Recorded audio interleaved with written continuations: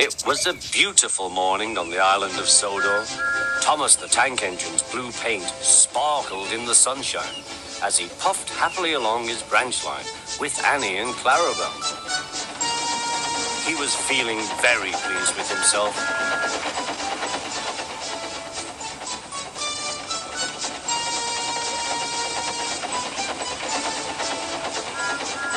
"Hello, Thomas," whistled Percy. "You look splendid."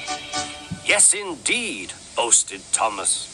"Blue is the only proper color for an engine." "Oh, I don't know. I like my brown paint," said Toby. "I've always been green. I wouldn't want to be any other color either," added Percy.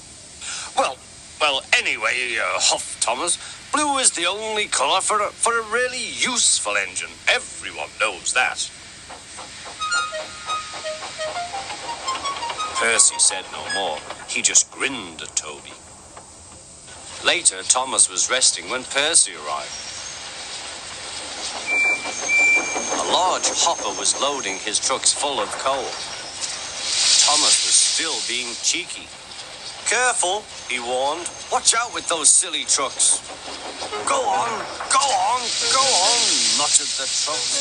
"And by the way," went on Thomas, "those buffers don't look very safe to me." The last load poured down. "Help! I'm choking!" cried Thomas. "Get me out!" Percy was worried, but he couldn't help laughing. Thomas's smart blue paint was covered in coal dust from smoke box to bunker. "Ha ha," chuckled Percy. "You don't look really useful now, Thomas. You look really disgraceful."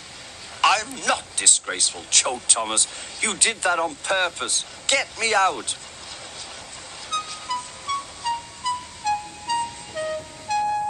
It took so long to clean Thomas that he wasn't in time for his next train. Toby had to take Annie and Clarabelle. "Poor Thomas," whispered Annie to Clarabelle. They were most upset.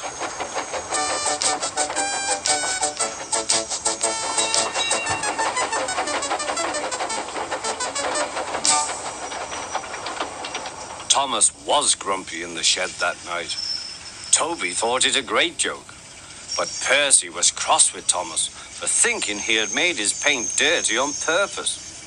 Fancy a really useful blue engine like Thomas becoming a disgrace to the Fat Controller's Railway.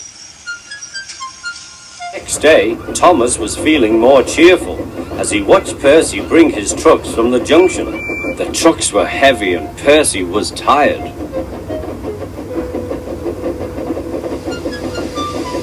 "Have a drink," said his driver, "then you'll feel better."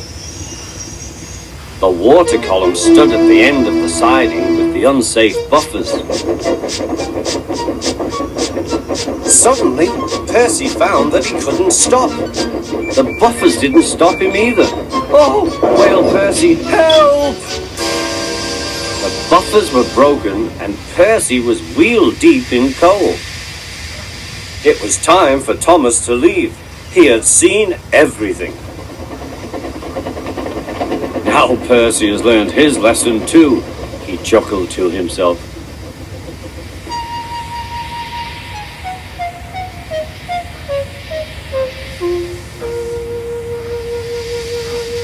That night, the two engines made up their quarrel.